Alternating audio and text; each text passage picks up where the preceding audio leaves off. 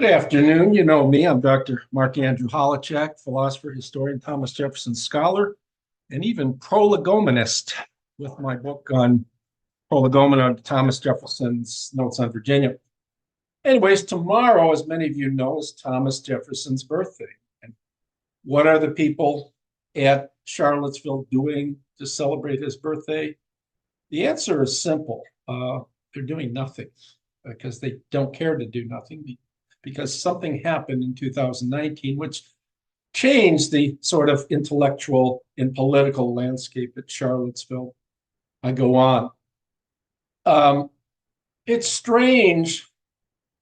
We know that the intellectual climate in and around Charlottesville, because of the influence of Peter Onuf for many decades, and because of the workings at the people at Monticello who had it in for Thomas Jefferson, was hostile to and averse to saying anything positive about Thomas Jefferson for decades, for at least 25 years. Condemning and contemning Jefferson, I should say, is in vogue because, well, racism is in vogue. In 2019, in June, Lynchburg City Council voted 4-1 not to celebrate Thomas Jefferson's birthday, but instead to celebrate Liberation and Freedom Day in honor of the liberation of some 14,000 slaves that occurred on March 3, 1865, when the city's officials at the time, Charlottesville city officials, surrendered to Union troops. Now, Liberation and Freedom Day has been celebrated by Charlottesville for several years already. But the city council, with its infinite wisdom, decided to make Jefferson's birthday the appropriate time to celebrate Liberation and Freedom Day. And that's a very strange point. That's a very strange maneuver. Simply, and I think the reasons are obvious. They want to bump out Thomas Jefferson, the liberation of the black slaves, and the great entrance of the Union Army into Charlottesville to free all the black people, because we all know the Civil War was just about race. It was about slavery, right? That's exactly why the North and South clashed, and so many thousands of hundreds of thousands of men died, right? Now, Professor Jelaine Smash the Fast Schmidt from UVA, in an interview from CNN regarding the new position of Charlottesville, said, "We're not going to forget Mr. Jefferson. His name adorned streets, parks, endowed chairs at the university, lecture hall. He's just all over the place. But we prioritize the emancipation of slaves over his birthday." All right. In other words, let's just get rid of Thomas Jefferson's birthday. Let's get rid of Thomas Jefferson and focus on the emancipation of the slaves. Now, the question redounds, why does Charlottesville City Council, why did they choose Thomas Jefferson's birthday to celebrate Liberation Freedom Day? Why did they move that celebration of Jefferson's birthday? I think the answer is obvious, but let's go back to Schmidt. She says, "The history of the Civil War is being suppressed in Charlottesville. With all the Confederate statues and monuments everywhere, you'd think the Confederates won, but they didn't. We need to tell the real story instead of these monuments lying about our history. We need to celebrate freedom and liberation." All right, that's her take, right? That all the monuments in celebration of Southern heroes in the Civil War, right, are evil because the persons that they are signifiers of evil people, right? And we know that's just laughably absurd.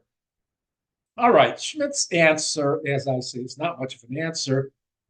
She wishes to underscore what in her eyes is Jefferson's unqualified racism. Now, former city council member Wes Bellamy, in an interview with CNN, says this: "It's very hard to expect us to celebrate an individual who said black people didn't have the ability to emote, that we smelled very vile, an individual who raped Sally Hemings and other slaves and was just a treacherous slave owner. It's difficult to celebrate his birthday at the same time celebrate the day in which enslaved Africans were set free. It doesn't go hand in hand with the city and the representation of what we're trying to do to move forward. Now, concerning the claim that it's difficult to celebrate Jefferson's birthday and at the same time celebrate liberation and freedom of African slaves, yeah, I grant that point, but you had a special time set aside to celebrate freedom and liberation. You moved it to Jefferson's birthday only to bump Jefferson completely out of the picture, right? A casuistic maneuver, if there ever were one. Now he says, this is an individual, Jefferson, who said blacks didn't have the ability to vote. Jefferson never says that. That we smelled very vile. He said that black people had a peculiar odor. He does say that in outside Virginia. But an individual who raped Sally Hemings and other slaves, there's no evidence whatsoever that he raped Sally Hemings. There's no evidence that he had any interest in other slaves or even raped them. There's no evidence that he even had an affair with Sally Hemings, right? And he says, so we're creating stuff out of from nowhere, ex nihilo, right? From nothing, we are making up stories without a scintilla, a shred of evidence. We create these stories. He was a rapist. He was a treacherous slave owner, right? So all of this is, he says what we are trying to do. And I take exception to that. What you are trying to do, Bellamy, right, in a small group of like-minded people who know nothing about Thomas Jefferson and who take it upon themselves because they're in position of political power to make decisions that influence the rest of us, that condemn to hell people like Thomas Jefferson because of your lack of ignorance of all the facts concerning Jefferson's life. Right? Okay, now Bellamy, has an answer to what I just said, and he says, well, I'm sorry they, like Holacek and other dissenters, feel offended and think this is disgraceful, but as a community, we're not going to celebrate a white supremacist. You can see a person's best qualities when you have the privilege to take advantage of the things they put in place. But for those of us who have been on the shorter end of the stick, there's nothing about him worth being celebrated. In other words, from the perspective of a black person, he's just a white supremacist. He was a slave owner, a rapist, and a person that doesn't deserve to be celebrated. Now, I introduce readers to an article of mine in this book put out by Abbeville. It's called the Virginia First Project, the 1607, the Virginia First, the 1607 project put out by Abbeville. And I have an essay in here titled Turning Back the Clock from the Race First 1619 Project to the Virginia First 1607 Project. And here I offer a list of all the things that Thomas Jefferson did. And also I go into an extensive list for all the things he did to try to work towards the riddance of slavery as an institution. He was lifelong against it. He was a Virginia lawyer from 1767, 1773, member of the House of Burgesses, 1767, 1775. He adopted 6 children of his best friend, Dabney Carr, upon Carr's death in 1773. And Peter Carr, Dabney Carr Jr., and so forth, Samuel Carr. He authors the Summary View of the Rights of British America, 1774. That puts Jefferson on the map, as it were. He is a purchaser and lifelong preservationist of the Natural Bridge in 1774. A lot of people don't know that. Bought the Natural Bridge for pittance and did what he could in his busy life, his busy schedule, to preserve that great work that I visited and about which I've written a book, which is coming out anytime, by Peter Lang. He was a member of over 30 committees in the Continental Congress, beginning with 1775. He co-authored with Dickinson the Address for Taking Up Arms in 1775. He authored a draft Constitution for Virginia, 1776. Authored the Declaration of Independence, 1776. Worked on a 3-man committee to revise all the laws of Virginia from 1776 to 1779. And his celebrated law for religious freedom passed with the help of James Madison in 1787. Was governor of Virginia for 2 years during the Revolutionary War. was a member of the American Philosophical Society and its future president, as well as a lifelong patron of all the fine arts and the natural sciences as well. He was the head of a patent office in Washington's administration as Secretary of State. He studied philology, archaeology, paleontology. He was America's earliest foremost architect. 1784 to 1789, he was minister plenipotentiary to France, authored the Notes on the State of Virginia, which was published several versions, but the most noteworthy in 1787. He was George Washington's Secretary of State 4 years, 1790, 1793. Freed slave Bob Hemings, 1794. Freed slave James Hemings, 1796. You know, James went on to commit suicide, and I'm sure that bothered the heck out of Thomas Jefferson. He collected and preserved over the decades the laws of Virginia. He had a sense that these things should be preserved, and he was a preservationist all of his life. Did that with Native American terms. He had so many different, close to 50 different Native American tongues that he collected, and a lot of that came to disaster in a river accident. Was the vice president from 1797 to 1801. Authored the Kentucky Resolutions, 1798. Was president for 8 years. You know about that, 1800 to 1809, 1801, 1809, literally. Gave us what I think was his most brilliant writing, his first inaugural address. Went to war with the Tripolitan Pirates, 1802. Was the moving force behind the Louisiana Purchase in 1803. His first term as president. Sanctions the Lewis Clark Expedition, 1804. Puts in place the Embargo Act, 1807. A lot of people thought that was a disaster, but I think it was a move that needed to be made, it needed to be tried. And he founds the University of Virginia, which begins roughly around 1814. At least his work towards founding an institution begins that long, higher education. And he signs $20,000 worth of loans for Wilson Carey Nicholas, his friend, in 1819, and that seals his fate when Nicholas dies. He's responsible for paying that back. And lastly, I say he was a steadfast optimist. And I think that perhaps is his most important and enduring trait. So, you know, to answer Wes Bellamy, right, this wonderful pundit and intellectual who had been in the Virginia City Council, serving Charlottesvilleers for a while, says that Jefferson there's nothing about him worth being celebrated. Well, I've just given you a long list of things that he has done for us, for Virginians, for members of the Federation of the United States, Federation of States, and for people globally, his work as a scientist and patron of the fine arts.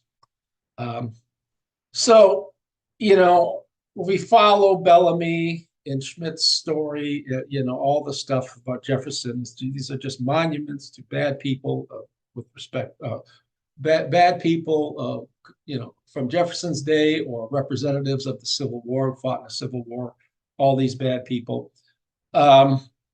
Anyway. Right. Now, I would ask, when people like Bellamy and Schmidt make the comments that they make, upon what evidence are you drawing?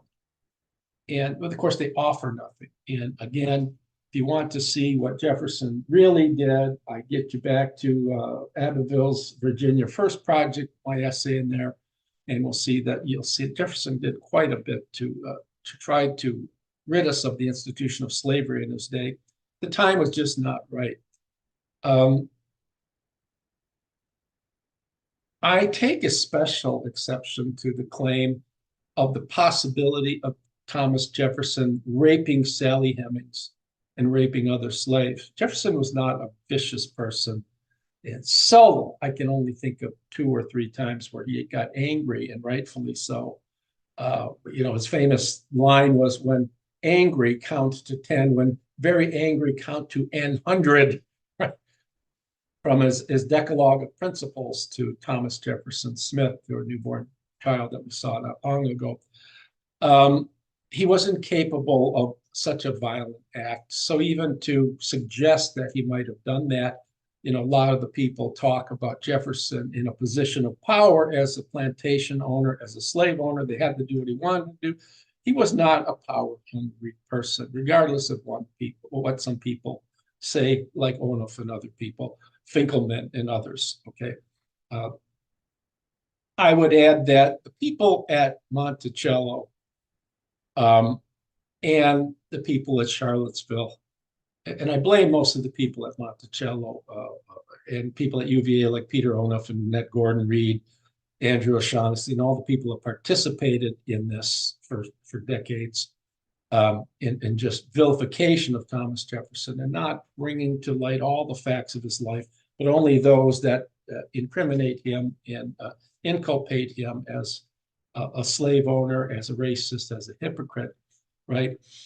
What they've done is they've created a Frankenstein monster, and they have been rather subtly over the decades by having signs about Jefferson possibly raping, woke-washing Americans' minds. My only hope is this, that at some point, that just like Shelley's Frankenstein monster, that the monster that they created at Monticello will come back and destroy the very people who have created him. These are, in my estimation, and I say this bluntly, evil people who are creating fictitious history for the sake of their own political agenda.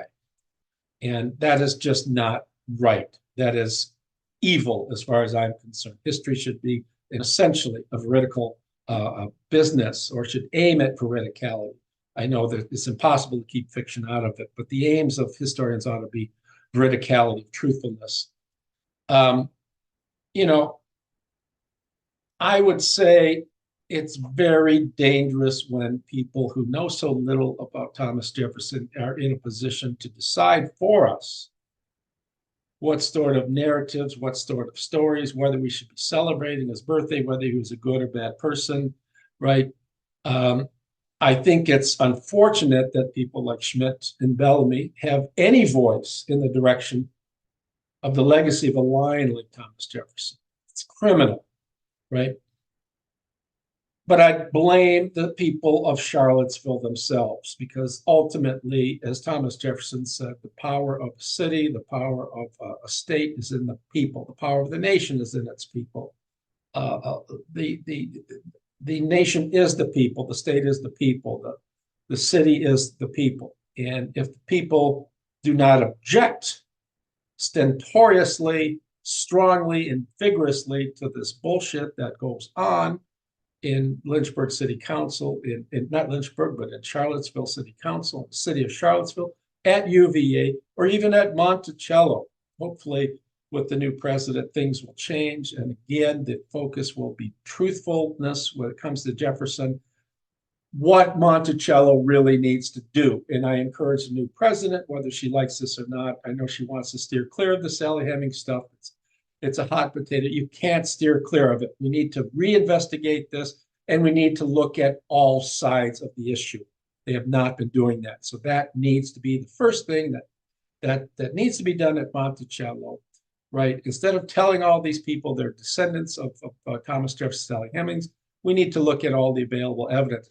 Do more DNA studies. I tell you, if that is done, we will find out that Jefferson very, very likely did not father any of Sally Hemings' children.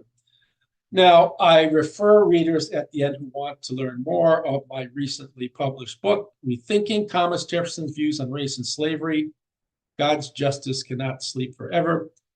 It's the only book, the first and only book, that discusses Jefferson's views on race, Blacks as well as Native Americans and so forth, and his views on slavery. And I think it's a fair articulation of what Jefferson thought. It covers all the bases, and I hope you'll, if reading that, will find it a profitable and illuminating read. I want to thank you for following this, for listening to this talk. I want to wish Thomas Jefferson's family members, the scions of Thomas Jefferson, a happy Thomas Jefferson birthday. And I want to thank you all for listening in and tuning in. Let's work together towards honesty when it comes to the life and legacy of Thomas Jefferson, not political agenda. Thank you very much. Do this again. Ta-ta for now.